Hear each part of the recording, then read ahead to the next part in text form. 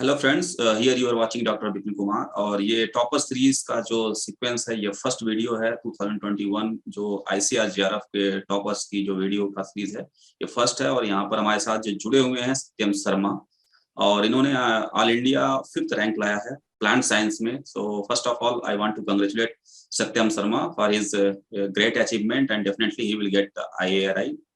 और इनका ड्रीम रहा होगा। तो बहुत ऐसे आप लोगों में से भी एस्पिरेंट्स हैं जो लोग तैयारी कर रहे होंगे, 3rd ईयर में होंगे, 4th ईयर में होंगे और 2nd ईयर में होंगे। तो आप लोगों के अंदर भी a lot of the queries होंगी कि हमें कैसे इस तरह की रैंक सिक्योर करना है। तो ये एक वंडरफुल टाइम है for all, those are preparing right now. अब मैं सत्यम शर्मा जी से रिक्वेस्ट करूंगा कि वो अपनी जस्ट जो उनकी जर्नी है, कैसे तैयारी किया, क्या किया, लाने में कितने उन्हें मार्क्स सिक्योर किए, सब क्वेरीज को वो आपको अब डिस्कस करेंगे। So welcome Satyam. Yes, sir. Thank you so much, sir, for giving me this opportunity. Here, I am Satyam Welcome. Sharma, completed my graduation from Jawaharlal Nehru Krishi Vishwavidyalaya, JNKV, Jabalpur, and I am secured All India 5th rank in Plant Science JRF examination. तो सबसे पहले जो basic doubt होता है student का, वो होता है सब्जेक्ट को सिलेक्शन के लिए। क्योंकि स्टूडेंट्स सबसे पहले कई बार क्या करते हैं कि सब्जेक्ट सिलेक्शन कर लेंगे, कुछ टाइम तक उसको स्टडी करेंगे, फिर बाकी उसको चेंज कर लेते हैं। तो सबसे पहले आपको वो सब्जेक्ट सिलेक्ट करना है जिसमें आपका इंटरेस्ट काफी अच्छा हो और आप उसको बहुत लंबे टाइम तक ऐसा पढ़ सकें और आपको कोई भी दिक्कत उसमें ना फेस हो। क्योंकि हमारे लिए या तो MSc भी उसी में करना है और फिर आगे अगर हम हायर स्टडीज में भी जाते हैं तो PhD भी हमको जनरली उसी में करना होता है। तो फर्स्ट इंपॉर्टेंट है कि आपका इंटरेस्ट अगर जितना अच्छा हुआ उतना ज्यादा आप उस सब्जेक्ट को अच्छे से पढ़ पाएंगे और अच्छा उसमें स्कोर कर पाएंगे। तो सबसे बेसिक जो पॉइंट है वो है सब्जेक्ट का सिलेक्शन। जितना आप जल्दी कर लेंगे सब्जेक्ट का सिलेक्शन उतना अच्छा रहेगा। 2nd ईयर तक आपका सब्जेक्ट का सिलेक्शन अच्छे से कंप्लीट हो जाना चाहिए। इसके बाद जो नेक्स्ट इंपॉर्टेंट पॉइंट है वो है आपका सिलेबस। ICR जो एग्जाम कंडक्ट करा रहा है अभी पिछले 2 साल से, मतलब ट्रेंड इसका जो पैटर्न है थोड़ा चेंज हो गया है। तो जो बेसिक क्वेश्चंस आ रहे हैं वो सिलेबस के रिगार्डिंग आ रहे हैं। करीब 80 to 90% जो क्वेश्चंस हैं प्लांट साइंस के, जो JRF के, वो सिलेबस से ही कवर हो जाते हैं।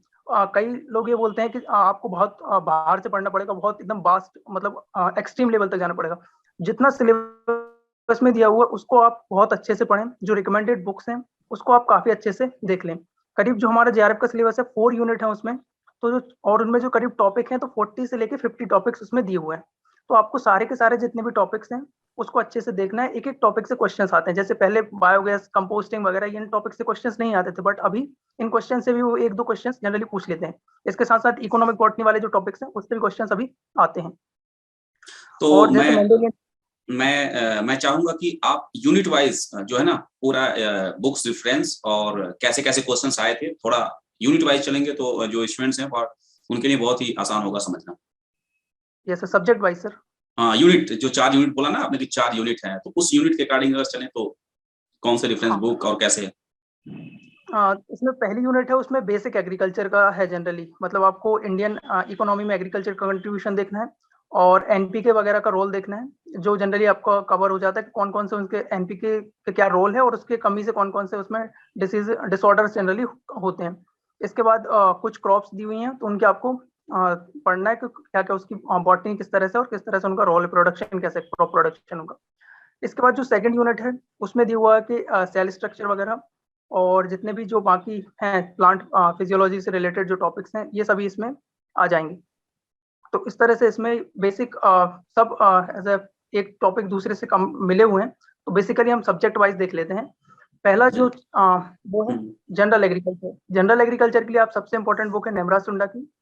इसके बाद अरुण कात्यायन की बुक है और इसके बाद जो तीसरी बुक है, अगर आप इन 2 बुक अगर आपकी कवर हो जाती है तो आप RK शर्मा को भी ऐसे फॉलो कर सकते हैं और ऑब्जेक्टिव लगाने के लिए SR कांत आपके लिए सफिशिएंट। इसके बाद जो नेक्स्ट सब्जेक्ट है वो है हमारा मोस्ट इंपॉर्टेंट सब्जेक्ट जो है जेनेटिक्स। तो जेनेटिक्स के लिए आपको BD सिंह की बुक सबसे इंपॉर्टेंट रहेगी। पहली बार जब आप उसको पढ़ें तो सारे टॉपिक्स को बहुत अच्छे से पढ़ें, क्योंकि बेसिकली इससे न्यूमेरिकल बेस्ड क्वेश्चंस आते हैं। तो आपके कंसेप्ट क्लियर होना बहुत जरूरी है। जब तक आपके कंसेप्ट इसमें क्लियर नहीं होंगे तब तक आपको इसमें सफर करना पड़ेगा इस सब्जेक्ट में।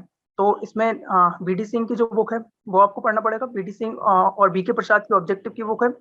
ऑब्जेक्टिव वहां से हो जाएंगे और एक जेनेटिक्स मेड इजी करके बुक आती है, ज्यादा उसकी मोटी वगैरह नहीं हो, तो वो भी आप 8 से 10 दिन में कवर कर सकते हैं। तो ये 3 बुक अगर आपने जेनेटिक्स की कर ली तो ये मोर देन सफिशिएंट है। इससे बाहर जनरली क्वेश्चंस नहीं आते हैं।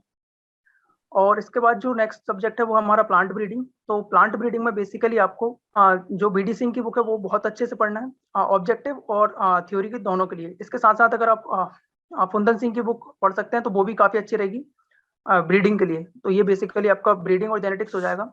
इसके बाद क्रॉप इंप्रूवमेंट के लिए आप एनजी के नोट्स फॉलो करने पड़ेंगे, क्योंकि क्रॉप इंप्रूवमेंट बीडी सिंह में इतना ज्यादा अच्छे से दिया नहीं है, और आपके लिए थोड़ा उसमें से क्रॉप इंप्रूवमेंट और इकोनॉमिक बॉटनी के लिए एनजी रंगा के नोट्स आपको फॉलो करने पड़ेंगे।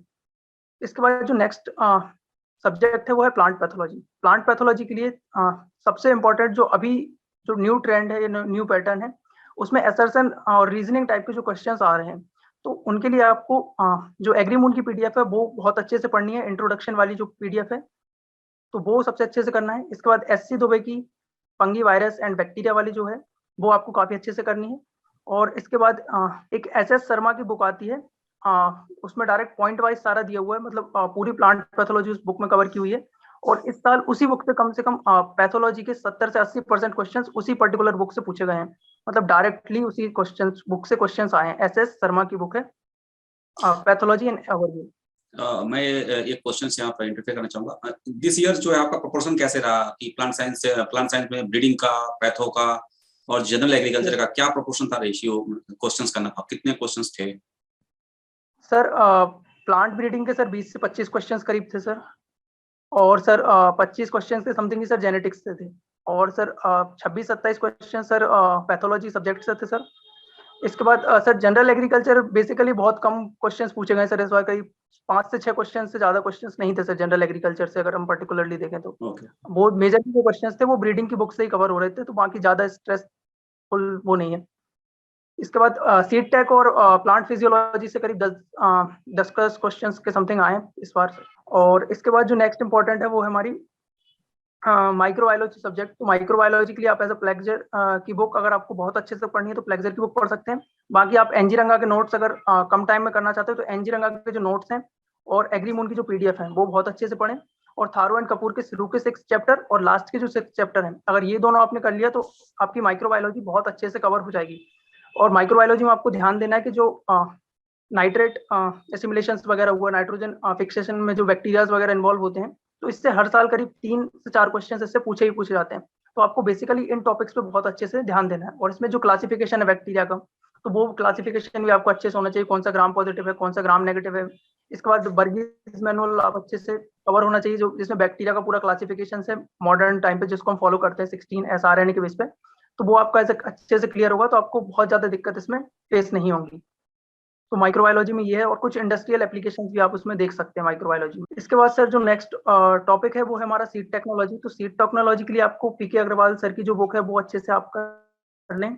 इसके बाद एग्रीमून की जो पीडीएफ है उसमें आप सीड प्रोडक्शन वाले जो चैप्टर्स वगैरह हैं वो आप अच्छे से देख लें। उसमें बेसिकली आपको आइसोलेशन डिस्टेंस वगैरह देखना है, और ये आपकी बीडी सिंह की जो बुक है उसमें भी आपकी कवर हो जाएंगी। इसके बाद एक सर ऑब्जेक्टिव के लिए एक बुक है रंगा नाइकी की, तो उसमें करीब 700 to 800 क्वेश्चंस हैं सी टेक्नोलॉजी के। तो वो क्वेश्चंस बहुत ही इंपॉर्टेंट है, मतलब उन क्वेश्चन से कई बार क्या होता है कि डायरेक्टली क्वेश्चंस जेआरएफ के पेपर में एकदम बिल्कुल एज इट एज क्वेश्चंस पूछ लिए जाते हैं, तो वो भी कई बार स्टूडेंट्स के लिए बहुत ज्यादा हेल्पफुल होते हैं। तो ये बेसिकली सब्जेक्ट थे जो जनरली पढ़ना है। इसके साथ साथ आपको प्लांट फिजियोलॉजी पे भी अच्छे से कमांड रखनी है, क्योंकि फोटोसिंथेसिस, रेस्पिरेशन, ट्रांसपिरेशन, इन जो टॉपिक हैं ये आपके सिलेबस में मेंशन किए हुए हैं, तो इन को भी आपको अच्छे से देखना है। और role of hormones in dormancy and seed germination अच्छे से देखना, मतलब कौन सा हार्मोन किस तरह से उसमें रोल रहता है, जिब्रेलिन, साइटोकाइनिन वगैरह, इन सबको आपको अच्छे से देखना है। तो ये बेसिकली आपका कौन कौन सी बुक्स आपको ऐसा फॉलो करना है, ये वो। प्लांट फिजियोलॉजी के लिए बुक का नाम आपने बताया अभी, आई थिंक सर प्लांट बोल गए। फिजियोलॉजी के लिए सर जनरली हम एग्रीमून की जो पीडीएफ है वो फॉलो कर सकते हैं। अच्छा। और सर के साथ साथ एनसीईआरटी में जो सर चैप्टर्स हैं 12th जो 11th क्लास की सर एनसीईआरटी में, तो इन दोनों को अगर हमने सर अच्छे से कर लिया तो मेजर जो पोर्शन है वो ऐसा कवर हो जाएगा सर। और कुछ जनरल एग्रीकल्चर की बुक्स में पोर्शन दिया हुआ है सर इसका। ओके। तो ये रही पार्ट कंटेंट का, और आपने रेफरेंस बताया। इसके बाद जैसे क्या है कि आपकी जो स्टडी आवर्स कितनी थी, कैसे मैनेज करते थे, ये सब चीजें भी थोड़ा सा अपना शेयर करोगे तो काफी लड़कों को हेल्पफुल होगा। सर स्ट्रेटेजी में तो सबसे इम्पोर्टेंट है कि आपको कैसी रहनी चाहिए, मतलब ऐसा नहीं है कि आप कुछ टाइम तक अच्छे से पढ़ना है, फिर उसके बाद कुछ टाइम तक और टॉपिक वाइज अगर पढ़ेंगे तो मतलब आपको टारगेट लेके कि आपको इतने दिन में ये कवर करना है, आज इतना क्वेश्चंस कवर करना है, तो उसके बेसिस पे आप ज्यादा अच्छे से परफॉर्म कर सकेंगे बेसिकली टाइम के बेस पे। क्योंकि टाइम पे थोड़ा दिक्कत आती है कि हम इतने टाइम में वो टॉपिक कवर हो रहा है कि नहीं हो रहा। तो बेसिकली हमको एज ए टॉपिक के बेसिस पे कंप्लीट करना है, जैसे कि पर्टिकुलर आप एक दिन में 2 यूनिट कर सकते हैं बीडी सिंह और बीडी सिंह बुक की। तो उस तरह से आप एज ए टॉपिक के बेसिस पे अगर पढ़ेंगे तो काफी अच्छा रहेगा। ऑन एवरेज कितनी आवर्स की स्टडी करते थे आप, मतलब अपने कोर्स जो थे उनके अलावा एक्सक्लूसिवली फॉर जेआरएफ के लिए? 6 आवर्स सर। कितना? 6 to 7 hours. 6 to 7 hour average? हाँ, यस सर। क्योंकि ये भी बहुत लड़कों का वो होता है ना कि किस तरह की पढ़ाई होनी चाहिए, किस तरह का हार्ड वर्क होना चाहिए, क्योंकि बिना हार्ड वर्क के तो पॉसिबल नहीं है ना। और आपके मार्क्स कितने थे, कितने क्वेश्चंस अटेम्प्ट किए थे? सर मेरे मार्क्स थे सर 401 सर, और मैंने 119 क्वेश्चंस अटेम्प्ट किए थे सर। Okay okay okay. और अभी जो इससे टोटली डिपेंड, अभी कंप्यूटर बेस्ड एग्जाम हो रहे हैं टोटली, तो बहुत से लड़कों का होता है कि कैसे हम करेंगे, तो क्या अपने जूनियर्स के लिए आप कुछ बता सकते हो कि क्या सावधानियां they must take care during the exam, because that is totally on the computer screen ना। सो क्या सावधानी उनको रखनी चाहिए, कैसे हैंडल करना चाहिए अपनी नर्वसनेस को अगर वो परेशान है तो? सर इसके लिए सबसे इम्पोर्टेंट है कि जैसे आप एज अ फाइनल अटेम्प्ट देने से पहले, जैसे आप सेकंड ईयर में हैं या थर्ड ईयर के टाइम पे हैं, तो उसी टाइम से सर आप एग्जाम देना स्टार्ट कर दें, जिससे कि आपको एज अ एक आइडिया रहे कि किस तरह से आपको एग्जाम हैंडल करना है और किस तरह से आपको उसको बेसिक आइडिया आपको जनरली लग जाए। और सर जब हम फाइनल अटेम्प्ट दे रहे होते हैं तो सर उस टाइम पे एक्स्ट्रा प्रेशर होता है सर हमारे ऊपर, मतलब कि 1-2 साल से हम जितनी भी मेहनत कर रहे होते हैं तो उसका एक अलग तरह से प्रेशर होता है, जिसके कारण कई स्टूडेंट्स का सर परफॉर्मेंस उस पर थोड़ा चला जाता है। तो हमारे लिए बेसिक ये सोचना है कि जितना हमें पढ़ा है वो एकदम पहले ऐसा लगता है कि याद नहीं आएगा, बट जब हम एग्जाम दे रहे होते हैं तो सारा के सारा एकदम रिकॉल होने लगता है। तो ये बेसिक आपको दिक्कत नहीं लेनी, सब आपको एकदम याद आ जाएगा अगर आपने अच्छे से पढ़ा हुआ है तो।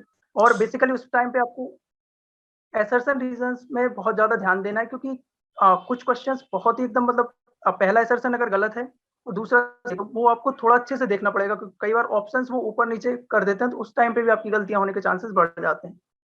और कुछ लोगों का इस बार का ये क्वेश्चन था कि जैसे कि अब टाइम नहीं मिलता उनको पूरे क्वेश्चन को सही से रीड करने के लिए, क्या ऐसा है जो टाइम ड्यूरेशन दिया रहता है एग्जाम का, is it sufficient for reading and solving? Sir time एक हिसाब से सर सफिशिएंट है। अगर किसी स्टूडेंट ने अच्छे से प्रिपेयर किया तो वो बहुत जल्दी जल्दी उसकी प्रिपरेशन स्ट्रेटेजी में वो इंक्लूड होता है कि सर जैसे मैं तैयारी करता था तो सर करीब 200 to 300 क्वेश्चंस 1 घंटे में कवर कर लेता था सर। तो आपको पहले से ही हैबिट बनानी है, मतलब कि जो बेसिक हमारी बुक्स हैं उसमें सिंपल क्वेश्चंस रहते हैं, बट वहाँ पे जो क्वेश्चंस की लेंथ होती है करीब 3 से 4 लाइन की क्वेश्चन की लेंथ होती है। फिर उसके बाद ऑप्शंस दिए होंगे, फिर ऑप्शंस में से फिर आपको सिलेक्ट करना है, तो एक क्वेश्चंस में आपको कम से कम टाइम लगे वो आपको पहले से स्ट्रेटेजी में रखना है, जिससे कि आप बहुत ज्यादा टाइम एग्जाम में ना लें। और जितना ज्यादा आपकी अच्छी प्रिपरेशन होगी उतना ज्यादा आप उसको अच्छे से कर सकते हैं, क्योंकि पहले से अगर आप उसको प्रिपेयर कर रहे हैं, मतलब किस तरह से उसको एग्जाम देना है आपको, तो वो आपको फाइनल अटेम्प्ट में बहुत ज्यादा हेल्प करेगा सर। और एक चीज और है, जैसे कि कितना प्रोपोर्शन था, how much the proportion was direct questions और सम असेसन एंड रीजनिंग टाइप के क्वेश्चन, कितने मतलब 120 को अगर हम देखें तो कितना परसेंटेज ऐसे क्वेश्चन थे जो कि असेसन रीजनिंग के टाइप के थे न्यू पैटर्न पे, और कुछ क्वेश्चन ऐसे थे जो डायरेक्ट टाइप के थे? आपको क्या क्या लगता है कितना परसेंटेज क्वेश्चन था जो इस टाइप का था? सर इसमें करीब sir 30 to 40% question sir assertion reason से थे, और सर करीब 30 से 40 क्वेश्चंस के something he sir match the column से क्वेश्चंस पूछे गए थे सर, और कुछ सर सीक्वेंस में मिलाना था सर हमारे लिए 8 को सर। Okay okay. तो बहुत ज्यादा पोर्शन सर लेंथी क्वेश्चंस का सर बहुत ज्यादा प्रोपोर्शन था सर इस साल, मतलब लेंथी क्वेश्चंस बहुत ज्यादा पूछे गए थे सर। Okay okay. तो ये तो डे बाय डे तो टफ होता ही जाएगा, ये तो है, क्योंकि now it is totally handled by the NTA, और एनटीए नीट का भी एग्जाम कराती है, आईआईटी का भी, कि सब जो भी एग्जाम्स वो लोग क्या करेंगे, लेवल जो है वो सेम लगभग में हर जो सेक्टर्स हैं, चाहे एग्रीकल्चर हो चाहे मेडिकल हो, वो लोग मेंटेन करेंगे। तो डेफिनेटली जो भी एस्पिरेंट्स हैं उनके दिमाग में होना चाहिए कि they should be ready for the tough and tough time. और इसके अलावा भी कुछ ऐसा CSI एग्जाम वगैरह या और सर इसके साथ साथ सर रीडिंग में सर इंपॉर्टेंट है कि सर बहुत से स्टूडेंट क्या करते हैं सर, पहली बार जब रीड कर रहे होते हैं उसी टाइम पे सर नोट्स वगैरह बना लेते हैं सर वो। तो पहली बार जब हम रीड करते हैं तो उस टाइम पे सबसे अच्छा कंसेप्ट को आप अंडरस्टैंड करें जितना अच्छे से हो सके, सब आप उसको मतलब क्या एग्जामिनर चाहता है आपसे वो सब पूरा पढ़ लें अच्छे से। और सेकेंड टाइम पे आप ज्यादातर नोट्स बनाएं, और नोट्स बहुत ही प्रिसाइज बनाएं, मतलब कि एक पूरी यूनिट है तो उसके 1 से 2 पेजेस से ज्यादा आप नोट्स ना बनाएं, जिससे आपको रिवाइज करने में ज्यादा दिक्कत ना आए। और रिवीजन के टाइम पे आप चार्ट्स, टेबल्स और डायग्राम्स का भी यूज कर सकते हैं, जिससे आपको ऐसे रिकॉल करने में बहुत दिक्कत ना आए। तो सत्यम, इसके अलावा भी कुछ ऐसी चीजें हैं जो आप शेयर करना चाहते हो, जो अपने जो भी कमिंग एस्पिरेंट्स हैं, जो कुछ आपको लगता है कि उनको हमको बताना है? सर एक बहुत ही क्वेश्चन होता है सर स्टूडेंट का कि वो ज्यादातर ये पूछते हैं कि सर कोचिंग करें कि नहीं करें, मतलब कौन सी कोचिंग करना चाहिए, कौन से मॉक टेस्ट ये दें। तो ये कंफ्यूजन रहता है, क्लियर करो। तो सर बेसिकली सर कोई भी कोचिंग ऐसी जरूरी नहीं है, मतलब कि आपको कोचिंग करने की जरूरत है, क्योंकि सर 2-3 साल बाद सर आप एज ए साइंटिस्ट बन जाएंगे, और एज ए कुछ भी एमएससी वगैरह कर रहे हैं तो प्रोफेसर्स वगैरह, तो आपको मतलब अच्छे से उस फील्ड में डीप नॉलेज होना बहुत जरूरी है जब तक आप उसको अगर एग्जाम की प्रिपरेशन कर रहे हैं। तो कोचिंग एक आपको मतलब ऐसा दे सकता है कि मतलब ये, लेकिन बेसिकली ये आपकी पूरी मेहनत पर डिपेंड करता है कि आप उस एग्जाम को कितने अच्छे से कवर कर रहे हैं और उसको कैसे पढ़ रहे हैं। तो कोचिंग बहुत ज्यादा जरूरी नहीं है, आप अपने से सेल्फ स्टडी करके इस एग्जाम को इजिली क्रैक कर सकते हैं। या मेरा भी मानना है, मैं तो कभी भी जीआरएफ के लिए तो कभी किसी एसआरएफ के लिए किसी को कोचिंग में रिकमेंड नहीं करता। अननेसेसरी लड़के जो है क्वेरीज करते हैं कि सर क्या कोई कोचिंग है, तो मेरा भी सजेशन है कभी भी आप लोग इन सब झांसों में मत आओ। आप सेल्फ स्टडी करके अच्छे से तैयारी करके निकाल सकते हो। और ज्यादा से ज्यादा मेरे चैनल से जो भी लड़के जुड़े हुए हैं, दे सेल्फ मेड, उन्होंने सेल्फ निकाला है पढ़ाई करके, तो आप लोग भी इसी तरह से कंटेंट को देख के हेल्प लेके अपनी हार्ड वर्क करके निकाल सकते हो। तो सत्यम, इसके अलावा भी और कुछ कहना चाहोगे, शेयर करना चाहोगे आप, या दैट दिस इज आप सफिशिएंट? बेसिकली सर के जो चैनल बहुत ही इंपॉर्टेंट गाइडेंस वगैरह सब प्रोवाइड रहता है। मैंने भी बेसिकली जब स्टार्ट किया था तो बहुत ज्यादा इंपॉर्टेंस मतलब इस चैनल का रहा है सर का। Thank you so much sir. Thank you dear. वो तो मेरा एक विजन था, और now this is propagating and exponentially increasing, many toppers, many generation, I think 4 या 5 generation I have added at this channel. तो अब देखो how long I can sustain it, and मेरा विजन यही था कि for the best wishes for the upliftment of the agriculture community, agriculture students. As a मैं जब स्टूडेंट था तो मैंने जो कठिनाइयां फेस किया for the content finding, for a real guidance, I know the pen at that time कैसा, मतलब तो उन पेन को देखते हुए मैंने स्टेप लिया। तो उम्मीद करूंगा कि जो भी लोग देख रहे हैं आप लोग तैयारी करो, जो भी गाइडेंस इन्होंने दिया। सो इन गाइडेंस के बेस पे आप you can also crack and you can also come at the same place where the Satyam came. तो ये सफिशिएंट है। तो इन्हीं सब वर्ड के साथ अब I think I should stop here. Okay, तो सत्यम बहुत बहुत धन्यवाद आपको यहाँ पर आने के लिए, और आप अपने कंटेंट को यहाँ पर प्रोवाइड किए, और हम आपके भविष्य के लिए बहुत ही शुभकामनाएं करते हैं। और आइए आप IRI में, then we will meet one physically. So इसी के साथ बाय बाय। और जो भी यहाँ पर व्यूअर है, इस वीडियो को अपने तक ही मत सीमित रखना, अपने दोस्तों में भी इसको शेयर करना, जो कि उनको भी इसका फायदा मिल सके।